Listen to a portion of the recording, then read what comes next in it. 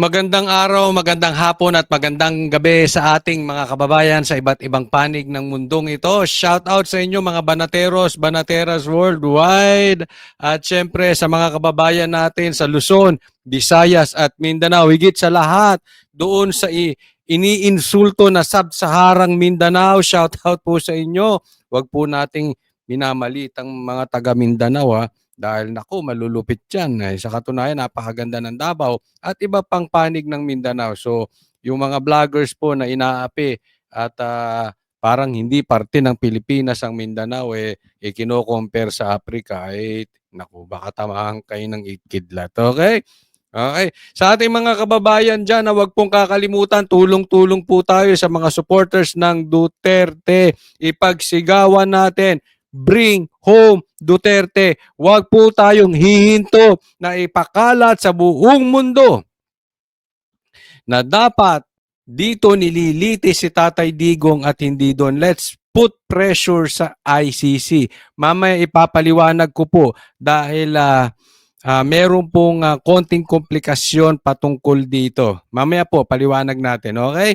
So, tulong-tulong tayo sa Team Duterte, sa mga Team Suka, sa Team PDP, straight po. Mag-straight PDP po tayo, okay? So, hindi ko na po pagtatagalin. Dediretso po tayo sa ating topics today, okay? Una po, BBM na paamin na traidor siya. Aba, papakita ko sa inyo paano napaamin itong si BBM. Pangalawa, investigasyon ni Amy sa Senado. Pipigilan ni BBM. Tandaan nyo si Amy gustong paimbestigahan. Yung illegal arrest ni Tatay Digong sa Senado, pipigilan ni BBM. Pangatlo, 20 na vloggers na involved sa sinasabing illegal arrest na ginawa kay Tatay Digong, kakasuhan na. Sa katunayan, meron ng warrant of arrest. Naku, matindi po. Okay? So, bago po tayo magsimula, konting lambing lang po i-like nyo po itong vlog na ito. And sana doon sa mga hindi ko pa po subscriber, subscribe po kayo dito sa aking channel, Coach Oli News PH. At i-promote ko na rin yung pangalawang aking channel sa YouTube. Bago rin po sa Facebook at bago rin sa TikTok, Coach Oli News 2. Huwag po kalimutan, mag-subscribe kayo, mag-follow po kayo doon. Okay?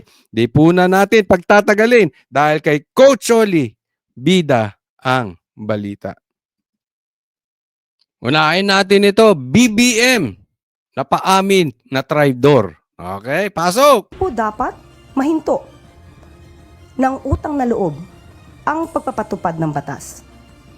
Hindi po dapat traidorin, katulad ng aking sinabi, ang pagpapatupad ng batas, ang pagpapatupad ng commitment.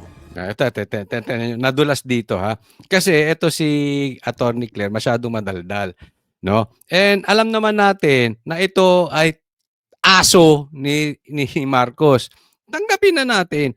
Ang sinasabi nito ay salita ni Marcos. So, ginagamit niya ngayon dito yung salitang traidor. Hindi dapat gamitin na sa pagpapatupad ng batas na traidorin yung nararapat. Yan po ang punto declare. Natatandaan po natin na sinabi ni Baste na itong si Marcos ay traidor. Walang utang na loob. Okay? Sige, tuloy. With the Interpol. Hindi dapat mahinto ang pagpapatupad ng batas dahil lang sa utang na loob.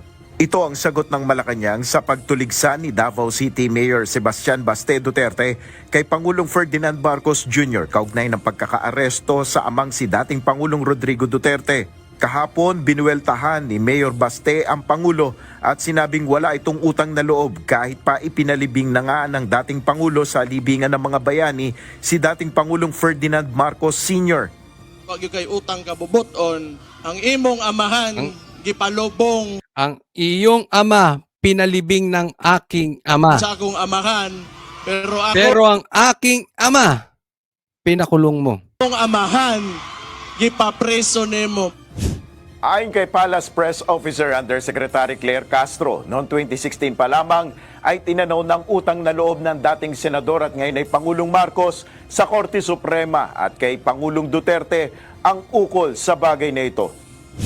Noon Alam mo, ipapaliwanag ko lang po sa atin. No? Sa ating mga Pilipino, yung ama natin, imagine niyo po, very important po ito sa ating tradisyon. Napaka-importante sa atin na yung ating ama ay mapalibing ng maayos. Nature po natin yan eh. Ang family ties po ng mga Pilipino ay talagang matindi. Ang ating pagmamahal sa ating pamilya matindi, ang ating bonding sa ating pamilya ay matindi. Kaya naman napaka-importante na nailibing, napakalaking bagay nun, na dati yung tatay nila ay binabastos. Pero itong si PRRD, pinalibing sa libingan ng bayani ang tatay ni BBM. Bakit? Para matapos na po yung pagka-divide natin. Sa katunayan, si PRRD na hindi nagsasalita ng patungkol sa unity, siya talaga ang sinusubukan niyang ibuklod ang mga Pilipino. Kaya nga pinalibing niya na sa libingan ng bayani. Samantalang itong si Marcos na unitim, hindi naman nauwi sa pagkakaisa. Trinaydor pa ang Duterte. Alam mo, napakatindi nung ginawa ni Marcos na yun. Dahil, gaya ng sabi ko, ang pagmamahal ng Pilipino, isa po yan sa pinagmamalaki natin. Actually, kahit mga foreigners, nakikita yan sa mga Pilipino, ang pagmamahal natin sa kamag-anak. Kaya yung ginawa ni BBM ay wala talagang kapatawaran sa sibilisasyon, sa tradisyon ng mga Pilipino. Dahil talagang walang utang na loob si BBM. Dapat nirespeto niya yun. Napakalaki ng ginawa ni Tatay Digong na pagpapalibing. Hindi lang po yun pagpapalibing. Dahil yun ay talagang napaka-importante sa ating mga Pilipino. Yung pagrespeto sa tatay.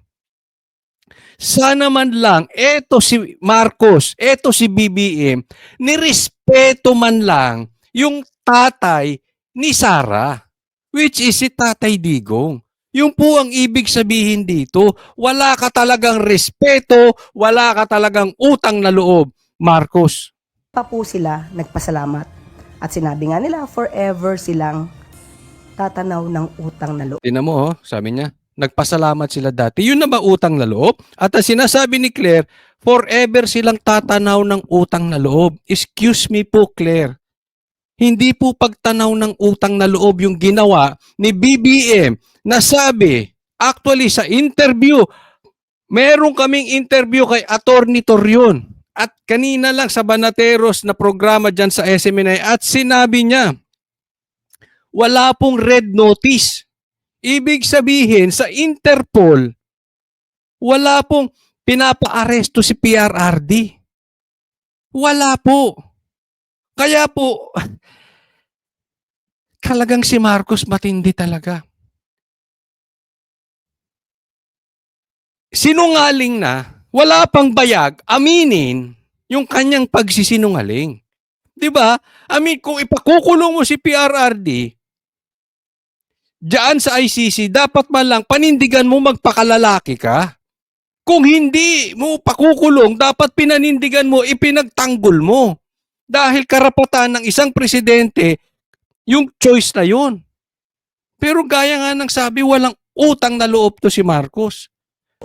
Sa napakagandang gesture ng dating Pangulong Duterte. Pero ang pagtanaw po ng utang na loob ay hindi dapat madiskaril at hindi dapat magtraidor sa batas at sa hustisya. Yan, sabi niya. Ginagamit niya na dito. Okay? Ito dito napapaamin na po. Papansin ninyo, nasasaktan sila sa salitang budol. Now, binabaligtad nila. Tinatry nilang tawagin si PRRD na budol. Remember, tinatawag natin silang fake news.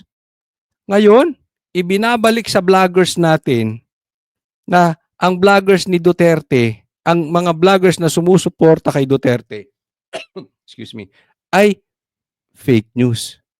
Dito napapaamin si Claire na sila talaga ay traidor. Nasasaktan sila dun sa salitang traidor. Kaya ngayon, tinatry na naman nilang i-twist para ibalik sa mga Duterte yung ibig sabihin na hindi sa pagtanaw ng utang na loob ay hindi dapat namin traidorin ang batas. Anong gustong palabasin ni Marcos dito? Alam nyo kung ano? PRRD, Duterte, mga Tatay Digong, hindi kami pwedeng mag-traidor sa batas para sa inyo. So ang pinapalabas dito, inuutusan ng Duterte na mag-traidor itong sila Marcos. Again, ito na ulit yung reverse psychology na ginagawa ni Marcos. 'Di ba? Isipin ninyo, tinawag ng tamba, anong ginanti nila? Piatos. Tinawag na bangag. Ngayon, anong ginaganti nila kay PRRD? Fentanyl. 'Di ba? So, ganyan sila eh. Pag napapaamin sila, indirectly, doon sa kanilang ginagawa. Pero ito tatandaan ninyo. Claire, makinig ka po. Hindi naman po hinihingi ng Duterte. Hindi naman hinihingi ni Tatay Digong na siya'y mapawalang sala. Sana man lang may paninindigan yung boss mong si BBM na hindi mismo si BBM ang presidente na inutusan si Torre na dakpin si PRRD. Yun lang naman ang sinasabi ni PRRD eh. Kung may kasalanan ako, litisin niyo ako dito sa lupa natin. Dito sa batas natin. Ay lintik na yan. Bakit binigay ninyo ang Pilipino sa puti? Alam mo ako nasasaktan doon. Bakit? It is just like, etong puti na ito, minamata ang Pilipino, hindi po si Duterte, Claire. BBM, hindi po si Duterte ang minamata. Tayong Pilipino minamata ng puti. Hindi po pagtanawang utang na loob ang ibig sabihin ay mapawalang sala si Tatay Digong. Ang ibig lang sabihin, manindigan ka naman, BBM. Wala kang yakbols eh. Bakit binigay mo, pinagkalulo mo sa puti ang Pilipino? Yun lang. Di sana pinigilan mo. Hindi ka gumawa ng paraan na mahuli si Tatay Digong. Hindi nyo inutusan yung pulis ninyo na si Torre. Hinayaan lang nyo. Okay, sige. Gusto nyo, sampahan nyo ng isang katutak na kaso si Tatay Digong dito sa lupa natin. Ang problema, wala nga ni isang kaso. Wala. Ni isa. Naiintindihan mo, Claire? Naiintindihan ng mga supporters ni BBM? Hindi po umiiwas sa kaso si Tatay Digong. Dito lang bakit sa ICC? Alam nyo kung bakit? Alam nyo kung bakit? Pinapakita ni Marcos na weak siya talaga. Pinapakita ni Marcos at pinapakita ng Dilaw at pinapakita ng NPA na sila kay nagkakampihan na pati komunista, lahat sila nagkakampihan na hindi pa rin nila kaya ang Duterte. Kailangan pa silang umasa sa puti para ibagsak ang Duterte. That's how weak they are. Naiintindihan nyo? Ganyan po kahina si Marcos. Ganyan po. Pagsamasamahin nyo na, lahat na po nagagalit sa Duterte. Pula, dilaw, adik, NPA, komunista, lahat na. But because you cannot bring down BP Sara so that you can continue your 2028 political dreams, dinala nyo doon si Tatay Digong. Dahil hindi nyo kayang talunin ng PDP senatorial balls. At alam nyo, ang alas ay si Tatay Digong. Tumawag kayo ng puti para kampihan kayo. Ganyan po kalakas ang Duterte. Claire, don't tell us you don't know that. Vlogger ka rin. Vlogger ka rin. Bago ka mapuesto dyan sa posisyon mong yan, vlogger ka rin. Alam mo ang lakas ng Duterte. Even the BBM vloggers, you know ang lakas ng Duterte. Huwag tayong maglokohan.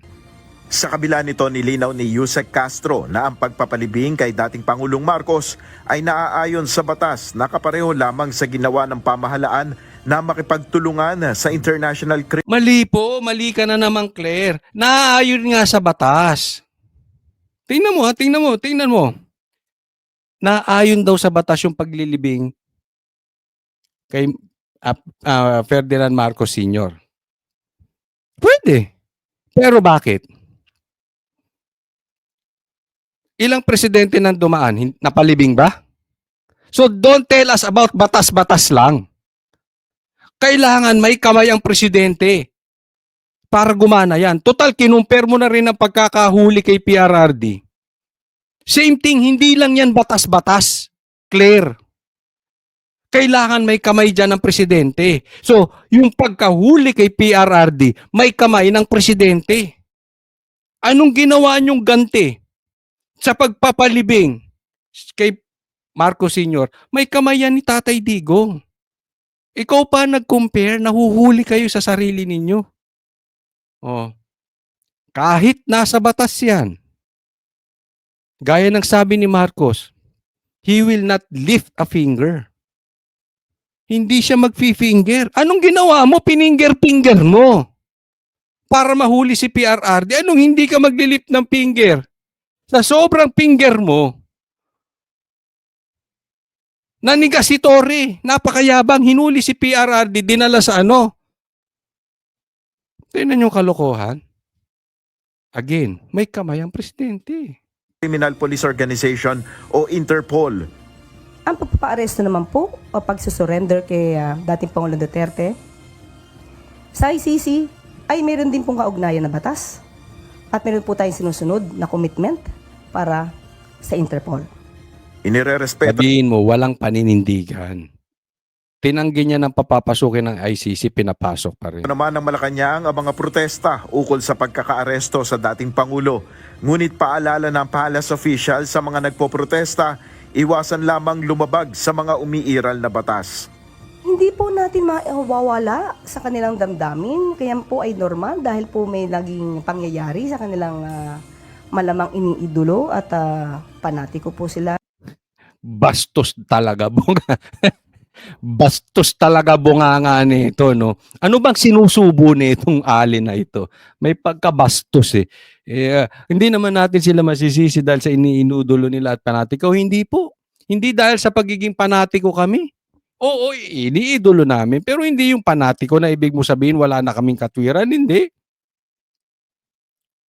Mali talaga yung pagkakaaresto kay PRRD. Bakit wala nang jurisdiction ng ICC sa atin? Claire, vlogger ka na, abogado ka pa. Alam kong alam mo. Huwag naman bastos siyang bunganga mo, bata.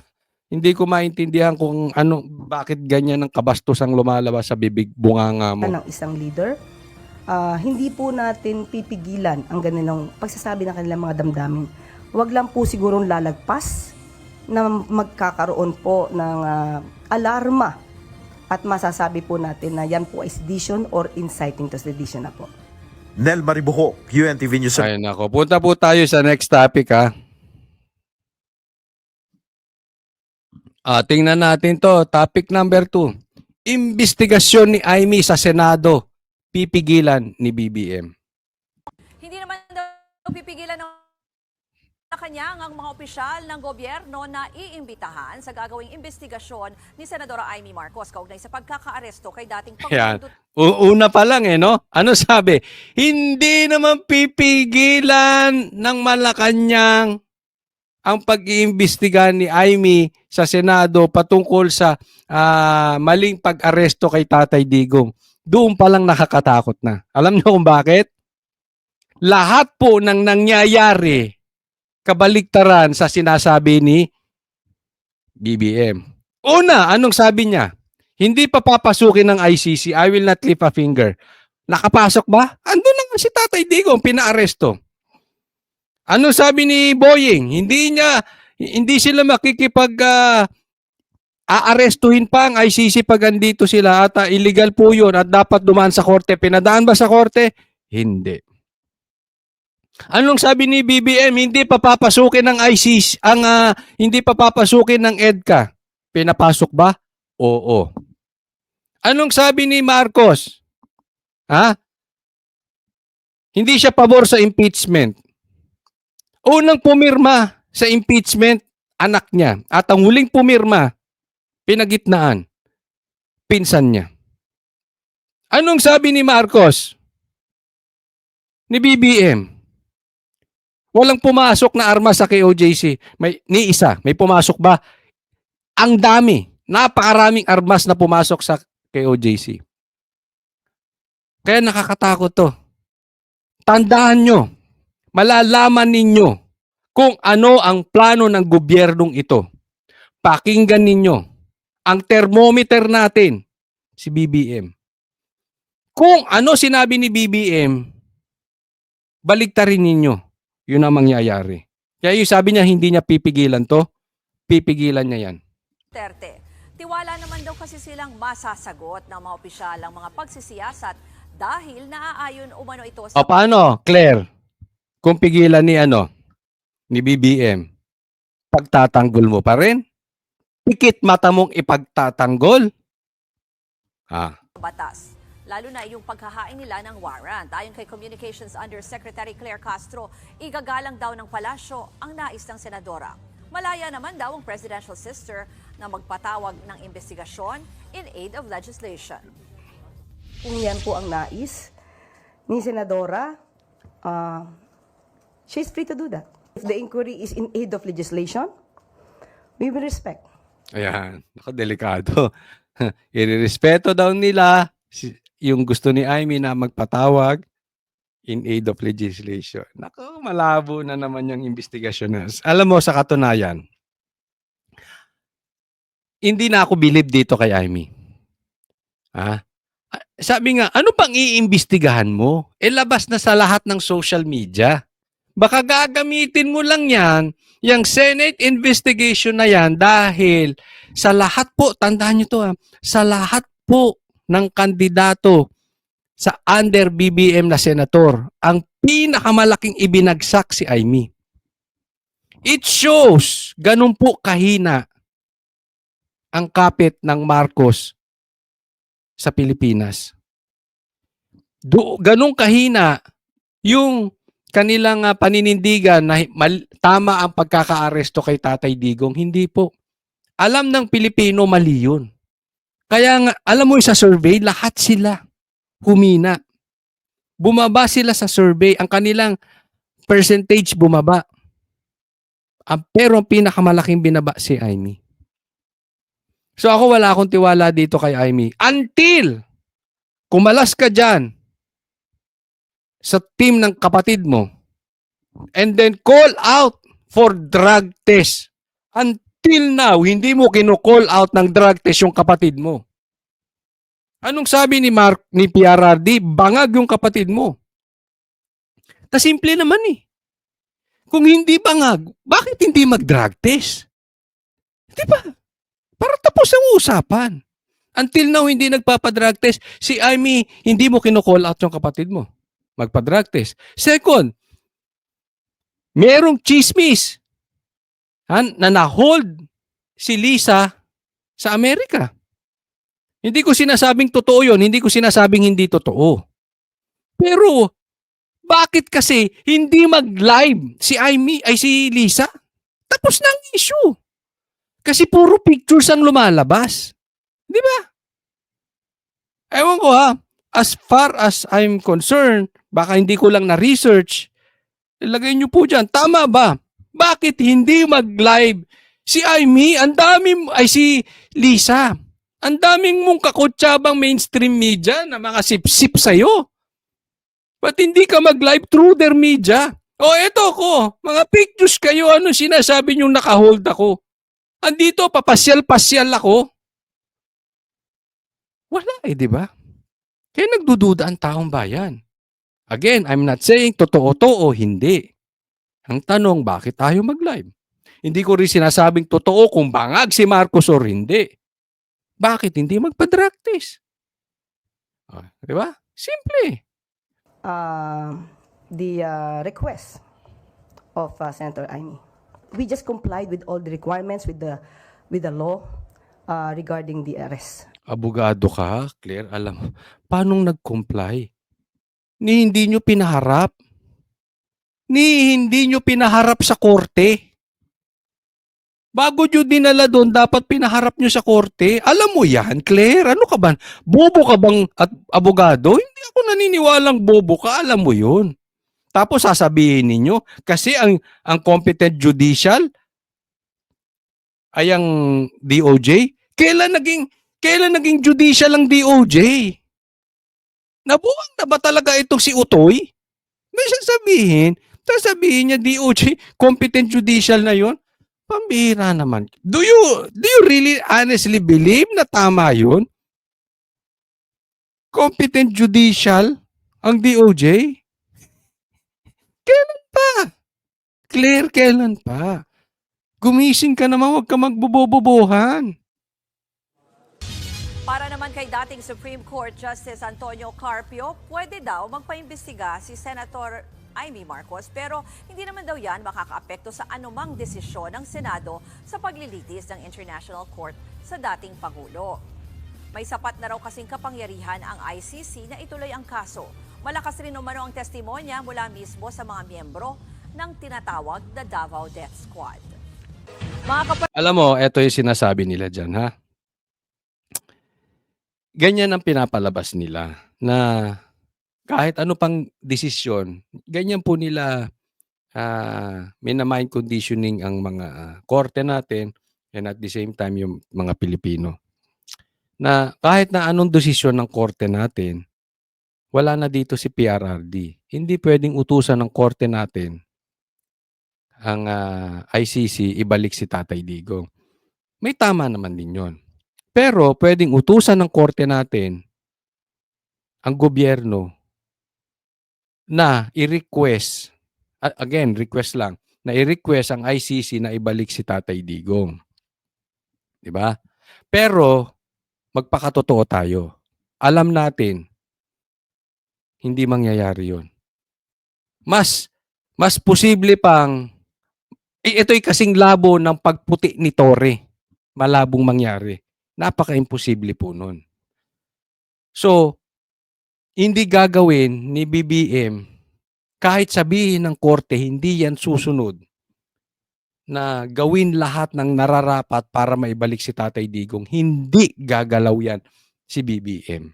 Alam naman natin, nangyari po yan sa KOJC. Pinapaalis na dun yung mga pulis, hindi pa rin umalis yung grupo ni Torre. Alam naman natin na ibig sabihin, merong mas mataas sa kanya na nag-uutos, diyan ka lang, ako bahala. Alam natin yan. So wala tayong aasahan dito. Dito sa gobyerno ni Marcos, wala tayong aasahan. Alam nyo kung anong aasahan natin? Dikdikin natin ang ICC. Bakit? Ito, kailangan nilang protektahan ng credibility nila. Pag mali ang pagkakaaresto kay Tatay Digong at kinunsinte ng ICC, masisira ang credibility nila. Kasi international court yan. So, alam mo buong mundo nanonood. At ipakikita natin sa buong mundo na yung nangyari kay Tatay Digong ay politika lang at hindi talagang pangyayari. I-pressure po natin ang ICC, magsalita po tayo. Wala pong masama doon. Diba? Pagka meron silang hearing, salita tayo.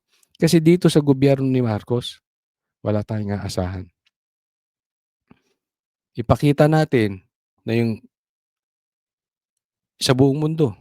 Actually, pag manood ka ng ibang channel, nakikita nila ang problema sa Pilipinas. Alam na nila. Politika to.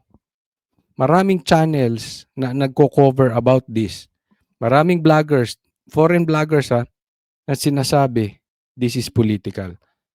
Ganyan po kahirap sugpuin ang drugs. Kasi ang kalaban dito ni Tatay Digong are drug lords. Nasira ang negosyo nila sa Pilipinas. At napakalaki ng pera ng mga drug lords. May mga nagsasabi nga mas malaki pa ang pera ng mga drug lords kaysa sa pera ng Pilipinas. Kaya ayaw nila si Tatay Digong. So, kita po yan ng international media. Let's keep on supporting the international media because the mainstream media here in the Philippines walang silbi. Inutil. SMNI, alam nyo naman, naninindigan. May yagbol siyang SMNI. Hindi takot yan, sasabihin niya. Pero yung iba, wala na. Pag gusto nyo ng info patungkol sa ICC, makinig na lang kayo sa SMNI or kung hindi man sa international channel kesa dito sa local media natin na instead na magbalita ng tama, more on mind conditioning, kokontrolin lang tayo. So, ingat-ingat lang po tayo. Next topic po tayo. Eto naman, mga vloggers naman, pag-iinitan, pambihira. Sige, tuloy po tayo. Sa ibang balita, hindi bababa sa 20 vlogger ang binabantayan ng NBI dahil sa pagkakalat umano ng fake news. Pakinggan natin, napakalinaw. Mahigit 20 vloggers, naku, andyan kaya pangalan natin, mahigit 20 vloggers binabantayan na po ngayon dahil di umano sa pagpapakalat ng fake news. Para sa kanila, ano fake news? Ulitin ko sinabi na yan. Mahigit 20 vloggers iniimbestigahan sa pagpapakalat ng fake news. Online. Ang isa nga, may 2 ng warrant of arrest. Yung isa may 2 warrant of arrest. Nakatutok si Ivan Mayrina. Sa survey ng Social Weather Station itong Pebrero na kinomisyon ng Advisory and Research Consultancy Group na Stratbase, lumalabas na 62% ng mga Pilipino ang naniniwalang isang seryosong problema ang fake news sa bansa. Yan. So itong kanilang tingnan nyo kung paano nila pinapalabas na fake news. Paano nila idinidiin yung fake news? Bakit? Survey. 62% naniniwalang problema ng Pilipinas ang fake news. Totoo naman.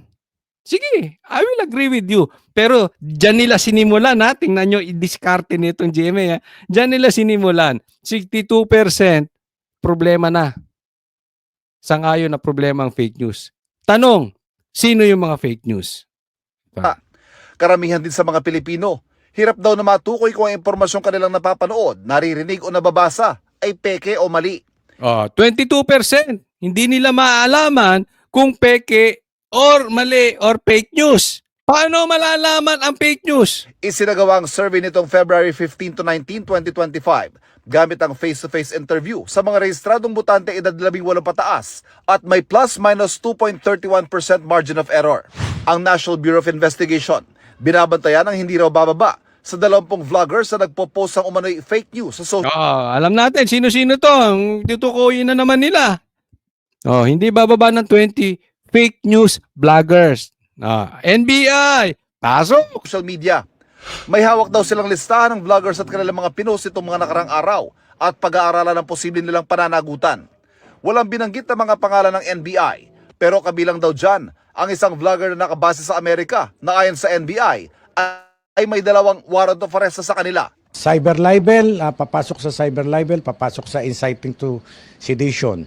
Yung mga mamamayan natin, ginagawa nilang biru-biru yan. Sinasabi nila meron tayong freedom of speech, freedom of expression, pero lagi kong sinasabi, that is not absolute. Merong limitation yan. Anong limitasyon? Di ba sinasabi ng mga vloggers may freedom of speech. According sa mamang ito, may limitation. Ano limitation? Mamaya papaliwanag natin. Anong ibig sabihin nilang limitation? Pagka lumalampas ka na sa parameter ng batas, nakakakomit ka na ng krimen, ay kailangan masawatan natin yan.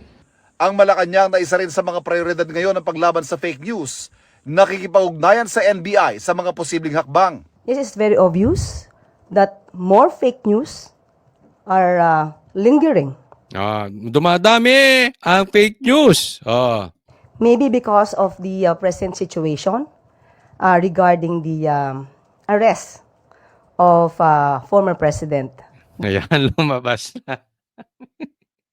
Ano yung mga fake news? Bakit dumadami yung fake news? Dahil yung mga nagbablog patungkol sa pagka-aresto kay Tatay Digong. Alam mo na agad kung saan tutungo eh. Di ba? Huli o huling-huli.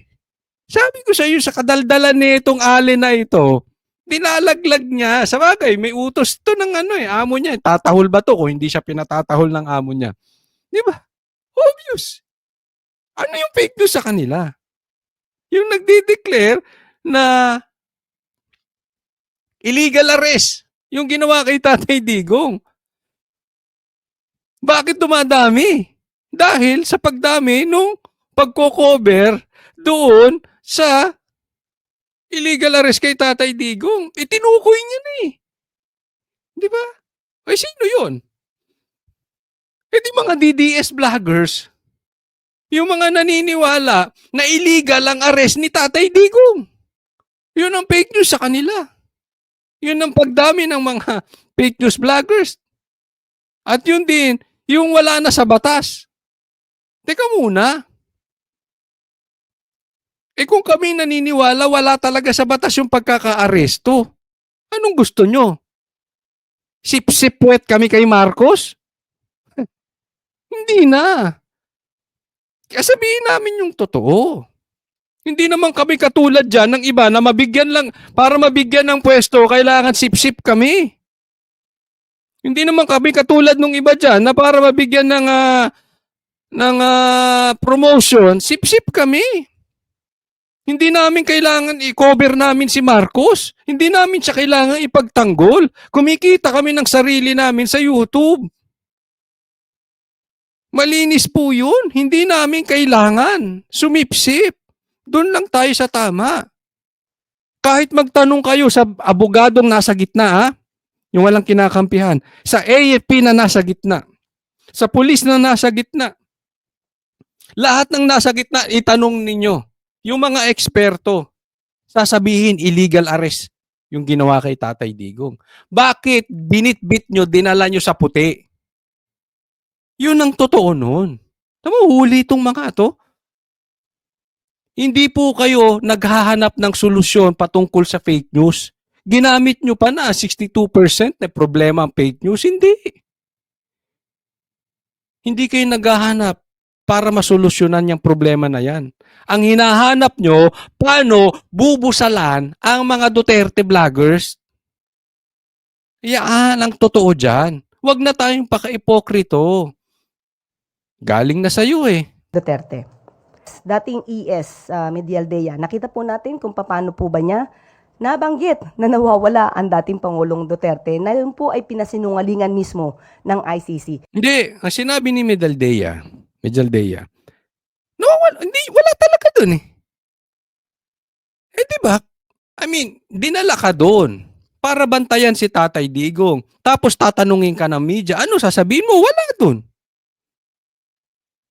It will really cause alarm. Saan ka nakakita ng kinidnap yung presidente? Yun din naman na sinabi ni Medialdea eh. Bakit? Illegal arrest eh. Extra rendition in legal terms. But for us, yun na sabi niya, for us, for me. Laymans, hindi lawyers. That's kidnapping. Tapos pagdating doon, hindi mo makita. Sana man lang in-inform. Mawawala si Tatay Digong ng ganitong oras up to this time because dadalhin sa ospital. Hindi po fake news yun. Ang fake news, let me remind you, Claire, ang fake news, yung sinabi ni BBM, he will not lift a finger to cooperate with ICC. That is fake news. So yung mga ganun pong mga irresponsabling mga pananalita ay dapat pong ang tao ay magmasid. mag-isip at matuto pang mag-evaluate. Tandaan nyo, hindi ko sinakyan, ulit hindi ako nag-i-excuse, hindi ko pinagtatanggol yung sinabi ni Mijaldea dahil kinover ko yun, hindi. Nag-antay ako. Kaya nga ako, sabi ko sa inyo, hindi ako basta sugod ng sugod. Inaantay muna natin. No? Hindi ko blinag yun. Okay? So, hindi ko pinagtatanggol dahil para ipagtanggol sa hindi po. I'm not guilty of it. No? Maingat po ako sa pagdating sa fake news. Pero wag naman po natin sasabihin lagi na pag katotohanan pero tatama kay Marcos, fake news. Tulad ng bangag. Totoo namang ayaw niya magpa-practice eh. Di ba? Fake news ba yon? Hindi fake news yun dahil maka-Duterte vloggers ang nagpapakalat. Tumatama sa kanya. Dahil ayaw niya magpaano. Yun ang totoo. Di ba? Para po hindi po nagugulo ang ating isipan at damdamin. Nakikipag-ugnayan na rin daw ang Malacanang sa iba pang ahensya ng gobyerno tulad ng NTC at DICT para panagutin ang mga nagpapakalat ng fake news. Ang Pangulo hindi naman daw balat sibuyas Hindi naman pala eh. Oh. Huwag nyo kaming busalan. at hindi nagpapaapekto sa mga batikos na ibinabato sa kanya. Pero paalala ng Malacanang, ang kalayaang magpahayag at pumuna ay meron daw hangganan. Kapag ka po Ano yung hangganan? Yun yung tanong. Anong hangganan? Claire sagot. nandun na po yung elemento ng inciting to sedition, O, pag may element yung inciting to sedition, which is, of course, without any tumultuous uprising. ayan, kung merong daw, ano yung elements? One of the main element, may inciting. Yung uprising. Yung nagtatawag ka ng kaguluhan para pabagsakin ng gobyerno. Paano kung hindi naman nagtatawag ng kaguluhan para pabagsakin ng gobyerno? Dadagdagan niya pa. Kasi alam niya, hindi ginagawa ng mga Duterte. Kaya dadagdagan niya. Anong dagdag? But they are encouraging people to sow hatred. Ayan, na sinasabi ko. Ini-encourage yung taong bayan na magtanim ng galit. Hindi po. Wala po sa batas yung sinasabi ninyo. Ano bang kami naglalabas nung kung ano yung sama ng loob namin? Hindi po kami nagtatanim ng galit. Yun talaga nasa puso namin. Anong gusto mo ba mga Pilipino? Yung alam nila, sinusugpo ang droga sa Pilipinas. Pinadala nyo para babuyin ng puti. Yung naging problema natin pagkatagal-tagal lang si CPP, NPA, yung mga NPA na yan, mga komunista na yan, mga rebelde na yan, yung mga nangingidnap na yan, sinugpo ni Tatay Digong. Tapos anong gusto ninyo? Matuwa kami? Dahil yung nagpatupad nun ay kinidnap, dinala nyo sa mga puti? Ganun ba? Hindi. Huwag mong dagdagan. Kasi kung galit yung taong bayan, ito lagi nyo sa tandaan. Kung galit yung taong bayan, huwag yung taong bayan ang sisihin nyo. Be responsible enough para sabihin, teka muna, ano bang ginagawa namin kapalpakan? Bakit galit ang bayan? Tandaan nyo to may nabasa ako. Hindi to alam ng mga Pilipino. Ilang coup attempts, di umano. Ilang impeachment pala na di umano ang gustong sinubukan kay Lenny nung panahon ni PRRD. Pero hinarang ni Tatay Digong. Hinarang po ni Tatay Digong para hindi magtagumpay. Ganyan pong presidente si Tatay Digong, patas siya. Even hindi sila magkasundo ni Lenny, hindi niya hinayaang ma-impeach. Yung amo mo, ka-unit team niya, pinai-impeach niya. Tapos hindi niya magawang anuhin. So, wag po tayo magpaka-plastic dito. Mali yung mga binabanggit nito. Kasi ito si Claire. gusto niya umuo na lang ng umuo kay Marcos eh. Hindi mag-create, hindi po alam mo, minsan sa ating mga lalaki, lagi natin sinisisi minsan ang ating mga partners, ang ating mga misis, ang ating mga girlfriends, no? Tayo mga lalaki, pag sila'y selosa. Dapat siguro tingnan din natin yung sarili natin. Bakit sila selosa? Baka naman may ginagawa tayong kabalbalan. Baka naman may ginagawa tayong katarantaduhan. Kaya naman nagseselos. Kasi kung yung babae, binigyan mo ng tamang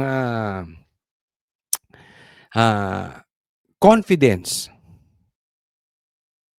na ikaw ay hindi magloloko, hindi naman magseselos ang nasa matinong isipan na babae. Same thing dito. Huwag niyong kinokontrol yung damdamin ng taong bayan. Nagagalit. Tinatawag niyong sedition, yung galit, inilalabas. Hindi po, nasa batas yun. Ilang beses ko nang tinanong yun. Tinanong ko yung kay Attorney Jimmy Bondo. Yung bang magsasabi ka ng iyong nararamdaman? Hindi po. Nasa batas po yun. Karapatan po yun ng Pilipino. Huwag niyo pong alisin sa amin. To the government, to the president, then we have to step up.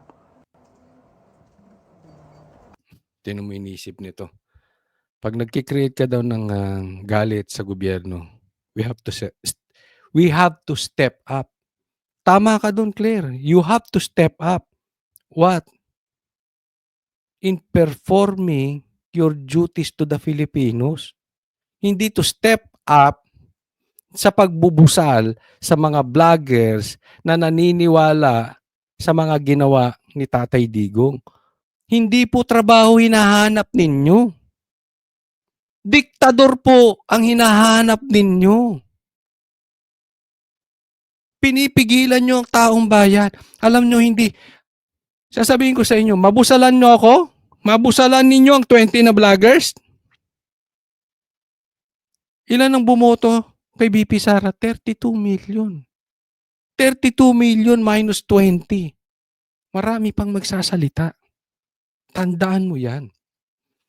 Kung ginagawa ninyo yung dapat, kung si Marcos lahat ng sinabi niya, pinanindigan niya, yung mga vloggers ngayon na nandito, hindi nagsibaligtaran.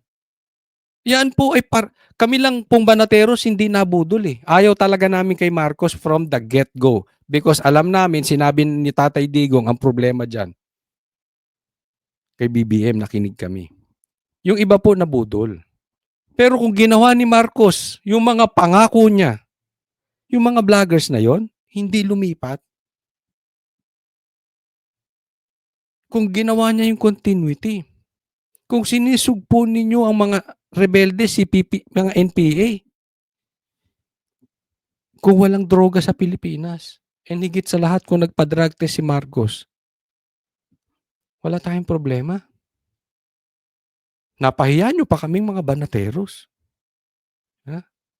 Baka yung mga vloggers na kakampi namin ngayon, pinagbumura kami nun. Sabi ko sa inyo, banateros, hindi adik eh. Nagpa-drug test, oh. Nagpa-drug test. Di ba sabi nyo, magpa-drug test sila sa Luneta, sabay sila ni Tatay Digong. Nagpa-drug test sila sabay. Negative. Baka yung mga vloggers na yun, binumura pa kami. Hindi kakampi na namin ngayon. Kung yung mga ginagawa ni BBM na ayon sa gusto ng taong bayan. Yun ang problema natin eh. How? By filing cases, complaints. Okay lang yan. Sige. Mag-file kayo ng cases, mag-complain kayo. Basta padaanin sa korte, ha? Hindi dampot si Torre. Tapos, dadaling kung saan, tapos hindi na dadaan sa korte. Okay lang, padaanin nyo sa korte. But as of the moment, there's no indication on the part of the president that he will do that. Yun ang nakakatakot doon. In-endingan niya, ha? Yung ending niya. Ngayon, there is no indication that he will do that. Yun. Mga vloggers, asahan nyo na. Maybe I'm included. sa mga ididemanda. Bakit? Kabaligtaran yan. Remember, sinabi niya sa ICC, hindi sila makikooperate sa ICC. And yet, sila ang gumawa ng paraan. Sila pa nagbayad sa eroplano. Sila pa ang nakipag-communicate sa ICC, sa Interpol, para maglabas ng warrant. Ngayon, wala daw. Do you honestly believe that? Even sa mga bashers, kausapin kayo. Do you think we should believe BBM now? Kabaligtaran yan. Asahan na natin yung mga demanda. Okay lang. We will see you in court. Padaanin nyo lang sa korte at sa due process. Yun lang naman eh. Huwag po nating tanggalin ang due process. Dahil pag tinanggal natin clear ang due process, alam mo, martial law yun. Abogado ka. Alam mo yun. Huwag po kakalimutan ha. Doon sa mga hindi ko pa po subscriber, subscribe kayo sa channel ko, Coach Oli News PH. At itong isang channel ko, Coach Oli News 2.